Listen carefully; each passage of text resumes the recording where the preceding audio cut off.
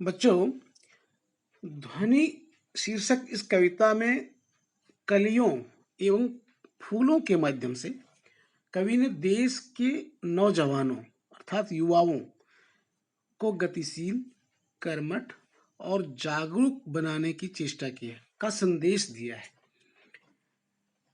यह कविता वस्तुतः कवि के अंतर मन की आवाज है, इसीलिए इसका नाम ध्वनि है।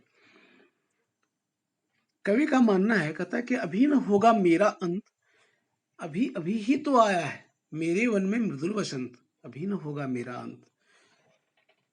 अंत मतलब मेरा खात्मा, मेरी समाप्ति अभी नहीं हो सकती। जब मनुष्य की समाप्ति कब नहीं हो सकती है? जब शुरुआत होती, शुरुआत में समाप्ति नहीं होती है। यहाँ वसंत, वसंत प्रतीकात्मक है। वसंत उल्लास का प्रतीक है, वसंत उत्साह का प्रतीक है, आत्मविश्वास का प्रतीक है, उमंग का प्रतीक है बच्चों। और वन, वन कवि के जीवन का प्रतीक है। कवि के जीवन रूपी वन में, जीवन रूपी जंगल में मृदुल वसंत अभी अभी आया है। वसंत भी कैसा? वसंत बहुत सुहावना मौसम होता है ना, मस्त बहारों का मौसम। मृदुल, मृदुल मतलब कोमल। वसंत के आने पर चारों ओर कोमल कोमल फूल खिलने लगते हैं, कोमल कलियां मुस्कुराने लगती हैं, चारों का वातावरण बड़ा ही सुंदर, सुहाना और मधुर हो जाता है। इसीलिए कहा है मृदुल वसंत, अभी मृदुल वसंत आया है। वसंत में तो बगीचा हरा भरा हो जाता है, वन हरा भरा हो जाता है। तो इस हरित भरित वन में अभी वसंत का आगमन हुआ है। फिर अभी किस तरह से अंत हो सकता है? नहीं हो सकता, अभी पतझड़ नहीं आ सकता। तो अभी न, तो युवावस्था जो है वह वसंत के समान ही मानी गई है। तो कवि अभी युवावस्था में आया है, उसके मन में उत्साह है, उमंग है, आशा है, इसीलिए कह रहा है अभी अभी ही तो आया है मेरे वन में मृदुल वसंत, इसीलिए मेरा अंत नहीं हो सकता। अभी अभी मेरे जीवन में खुशियां आई हैं, मेरे जीवन में बहारें आई हैं, मेरे जीवन में आशा और उत्साह का संचार हुआ है, इसीलिए मेरा अंत अभी नहीं हो सकता। ठीक है, मैं भी, अभी तो शुरुआत ही हुई है, मैं अभी आगे बहुत कुछ करने वाला हूँ। हरे हरे ये पात, डालियां कलियां कोमल गात। हरे हरे ये पात, ये पत्ते जो हैं, ये हरियाली से भरे हुए पत्ते, ये हरियाली से भरे हुए जो पत्ते हैं, ये चारों ओर हमारे जीवन रूपी वन की शोभा को बढ़ा रहे हैं, है ना। कवि अपने इस उत्कर्ष काल का वर्णन करते हुए कह रहा है कि अभी उसके कवि जीवन का अंत नहीं होगा, क्योंकि उसके जीवन रूपी वन में चारों ओर पेड़ पौधों पर हरे हरे पत्ते आ गए हैं, उनकी डालियों पर कोमल कलियां आ गई हैं, सभी पेड़ पौधे नए नए कोमल पत्तों से ढक गए हैं। इससे लगता है कवि का शरीर भी कोमल हो गया है। इसे कवि के जीवन में उत्साह का संचार हो गया है। वह अच्छे कार्यों के माध्यम से यश का प्रसार करना चाहता है। तभी तो वह कहता है, मैं ही अपना स्वप्न मृदुल कर, मैं ही अपना स्वप्न मृदुल कर। मैं स्वप्न यहाँ सपनों से भरा हुआ, यानी स्वप्न में सपना होता है यहाँ, लेकिन यहाँ स्वप्न यहाँ विशेषण के रूप में आया है। स्वप्निल, अपने सपनीले सपनीले और कोमल करों द्वारा, कोमल हाथों से वह क्या करता है, स्वप्निल हाथों को निद्रा से अलसाई कलियों पर फेरना चाहता है। जो कलियां निद्रा से अलसाई हुई, जो नौजवान अभी अलसा कर सोए हुए हैं, उन पर जगा एक प्रत्युष मनोहर।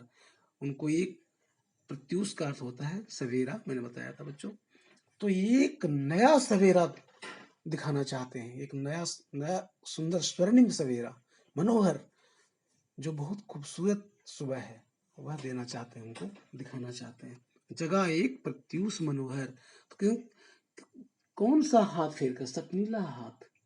अब उसका हाथ कितना सपनीला है, कोमल है, उन हाथों को फेरना चाहता है, सहलाना चाहता है, उन कलियों को सहला कर उनको उठाना चाहता है। एक नई सुबह, एक खूबसूरत सुबह, एक बहुत सुंदर सवेरा, मनोहर सवेरा, उनके दर्शन कराना चाहता है, सवेरे का दान देना चाहता है, वह दिखाना चाहता है, दर्शाना चाहता है। कहने का मतलब है उन्हें एक नई जिंदगी देना चाहता है।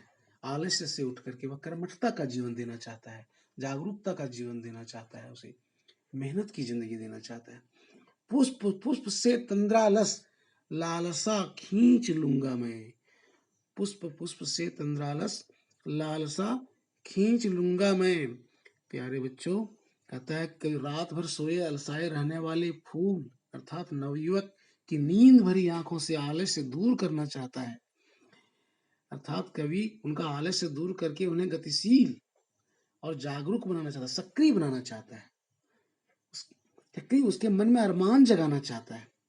कवि उन पुष्पों को हरा भरा बनाए रखने के लिए उन्हें अपने जीवन की अमृत सींचना चाहता है। अपने नवजीवन का अमृत सर सींच दूंगा मैं। अपने नवजीवन का अमृत जो है वह दान दे देना चाहता है, सींचना चाहता है। अमृत से, जल से नहीं सींचना चाहता है, नवजीवन की अमृत से सींचना चाहता है। जिन पौधों को, जिन फूलों को अमृत से सींचा जाएगा वो फूल तो अमर हो जाएंगे, है ना। अमृत, अमृत किसे कहते हैं बच्चों? अमृत है जिस वह पेय पदार्थ है, वह द्रव है, द्रव पदार्थ है जिसको पी लेने से मनुष्य अमर हो जाता है। देवता भी अमर हो जाते हैं। देवता इसलिए देवता अमर कहलाता है कि उन्होंने अमृत पिया हुआ है। उनका एक पर्यायवाची अमर भी है देवताओं का। तो अमृत, अमृत से सींचना चाहता है ताकि फूलों को अमर बना देना चाहता है। कवि उनको यश देना चाहता है। द्वार दिखा दूंगा फिर उनको, है मेरे वे जहां अनंत, वे जहां मेरे अनंत। कहने मतलब अनंत काल तक वो अमर अमृत से सींचेगा तो अनंत काल तक वो जीवित रहेंगे वो फूल, अर्थात उनका यश अनंत काल तक रहेगा। अच्छे कर्म करेंगे बच्चों। कर्मों की सुगंध मनुष्य के मर जाने के बाद भी बनी रहती है, चारों ओर फैली रहती है। मनुष्य मरकर भी नहीं मरता। तो नवयुवकों को ऐसी प्रेरणा देता है कि वह ऐसे कर्म करें, ऐसे जागरूक बने, ऐसे कर्मठ बने कि उनके कर्मों की सुगंध फैलती रहे अनंत काल तक, वे और उनका जीवन महक उठे, तो चारों ओर उनका सौंदर्य बिखर जाए। तो इस तरह से द्वार दिखा दूंगा उनको, है मेरे भी जहां अनंत अभी न होगा। कभी कभी इतना सारा काम करना चाहता है, नवयुवकों को जगाना चाहता है, देश का निर्माण करना चाहता है, क्योंकि देश ही के भावी कर्णधार तो ये नौजवान ही हैं। ये नौजवान देश को सुंदर बनाएंगे, स्वर्णिम बनाएंगे और अपने यश को फैलाएंगे, अनंत काल तक सौंदर्य का दान देते रहेंगे। इसीलिए कहा द्वार दिखा दूंगा उनको, है मेरे भी जहां अनंत। प्यारे बच्चों, यह कविता बहुत अच्छी है। कवि ने सही कहा है, उनका अंत नहीं होगा, उनका अंत हो ही नहीं सकता। क्यों? जिनका संकल्प इतना सुंदर है, जिनकी भावना इतनी सुंदर है, जो अभी अभी युवावस्था को प्राप्त हुआ है, वह उसका अंत कैसे हो सकता है? उसके मन में आशा है, उत्साह है, विश्वास है। जहाँ आशा, उत्साह और विश्वास होता है वहाँ अंत नहीं हो सकता, उसका खात्मा नहीं हो सकता, उसकी समाप्ति नहीं हो सकता, सफाया नहीं हो सकता। इसीलिए कवि ने सही कहा है, अभी न होगा मेरा अंत, उनका अंत नहीं हो सकता। प्यारे बच्चों, आपने देख ये कविता समझ गए। अब कुछ प्रश्न देखेंगे अगले वीडियो में।